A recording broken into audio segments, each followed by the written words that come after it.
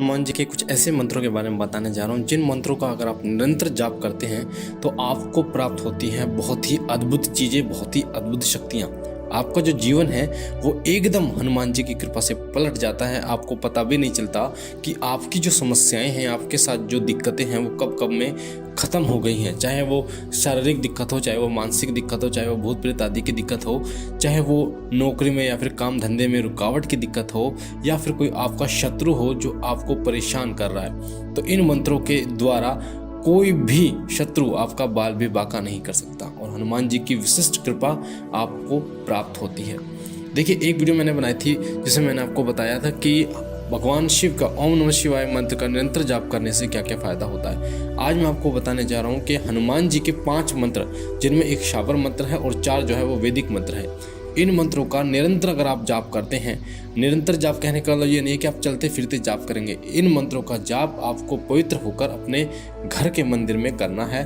उसके कुछ नियम होंगे और उन नियमों को आपको मानते हुए इन मंत्रों का जाप करना है। जब आप इन मंत्रों का जाप करेंगे तो आप देखेंगे कि आपको बहुत ही विचित्र अनुभव हो रहे हैं। हनुमान जी आपको स्वप्न में दर्शन दे रहे हैं, या फिर कोई रंग, जो लाल रंग में कोई जो है बंदर आपको दिखाई दे रहा है, आपकी रक्षा कर रहा है। बहुत बड़ा स्वरूप उनका है जो आपसे कोई बात करने की कोशिश कर रहा है, या फिर आपको कुछ देने की कोशिश कर रहे हैं, पर वो आपको ये पता नहीं चल रहा कि वो आपको क्या देने की कोशिश कर रहे हैं। तो इन मंत्रों का प्रभाव बहुत ज़्यादा है और ये जो मंत्र हैं अपने आप में बहुत शक्तिशाली मंत्र हैं। इन मंत्रों का जिसने भी जाप किया है, उन मंत्रों के द्वारा उनका पूरा जीवन बदल गया है, पूरा का पूरा जीवन बदल गया है। और हनुमान जी की कृपा से उन्हें हनुमान जी के दर्शन भी प्राप्त हुए हैं और हर प्रकार से बाधा से वो निकल चुके हैं। तो हनुमान जी के उन 5 मंत्रों के बारे में आपको बताने जा रहा हूँ और साथ ही बताने जा रहा हूँ कि जब आप इन मंत्रों का निरंतर जाप करते हैं तो आपके जीवन में क्या क्या घटित होता है, आपके जीवन में क्या क्या बदलाव होता है।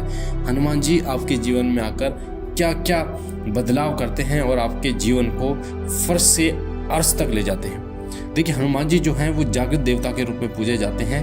भगवान शिव के बाद सबसे ज़्यादा जो मंदिर है वो हनुमान जी के हैं और एक कल्याणकारी देवता है जो बहुत जल्दी भगवान शिव के अवतार होने के कारण बहुत जल्दी प्रसन्न हो जाते हैं और बहुत जल्दी अपने भक्तों पर कृपा करते हैं, जिन्हें भक्त शिरोमणि भी कहते हैं।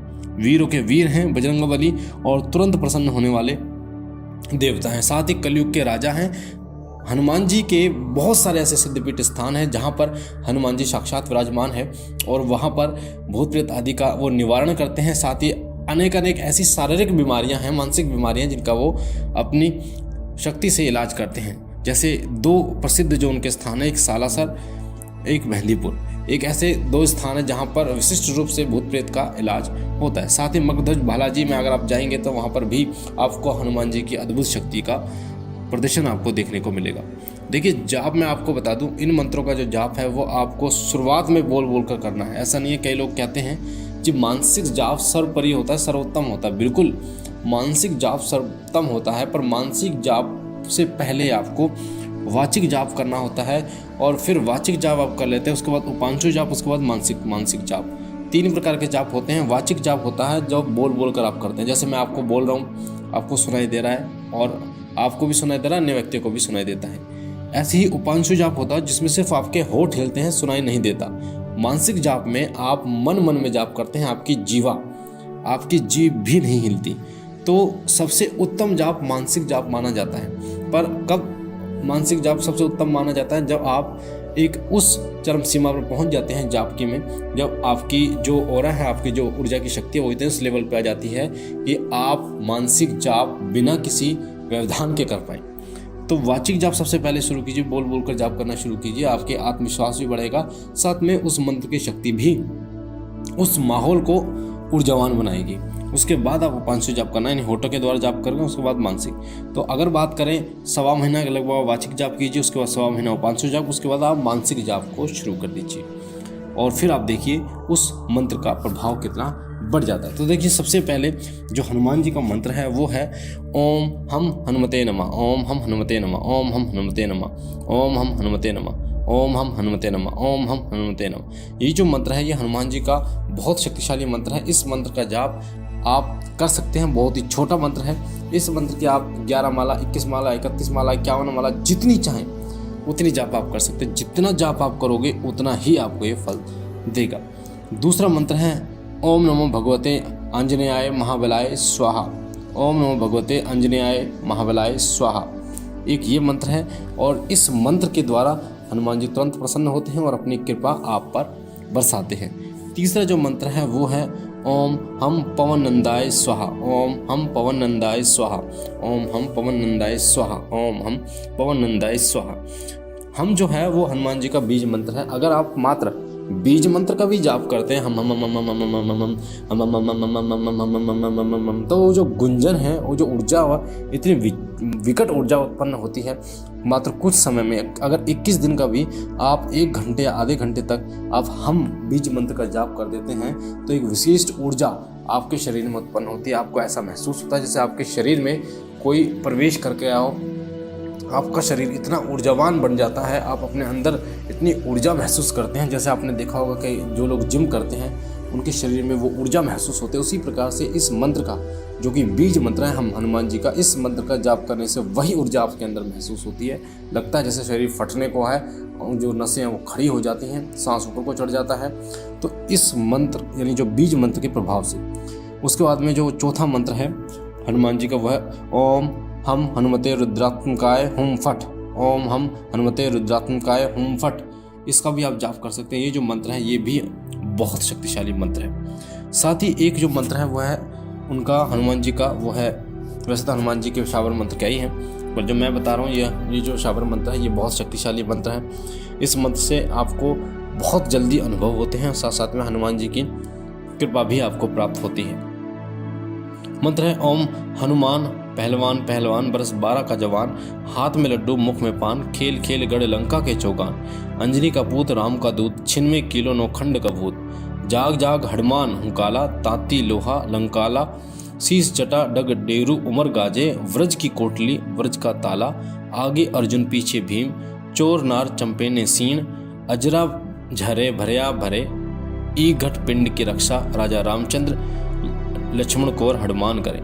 ये जो मंत्र है ये आपकी वीडियो स्क्रीन पर भी मंत्र देख रहे हैं। ये जो मंत्र है ये स्पेशल जो होता है वो होता है भूत प्रेत आदि को मारने के लिए, भूत प्रेत आदि को भगाने के लिए ये जो मंत्र है ये मंत्र होता है। और इस मंत्र के ये जो शाबर मंत्र मैं आपको बता रहा हूँ, इस मंत्र की प्रतिदिन अगर आप 1 माला भी जाप करते हैं, हनुमान जी के मंदिर में जाकर अगर आप जाप करते हैं तो बत्ती लगाकर गूगल की और 21 दिन तक इस मंत्र का जाप करते हैं और हनुमान जी के मंदिर में एक नारियल और एक लाल कपड़ा और एक ध्वजा चढ़ाते हैं तो हनुमान जी आपको ऐसे चमत्कारिक अनुभव कराते हैं जो आपने कभी देखे सुने नहीं होंगे।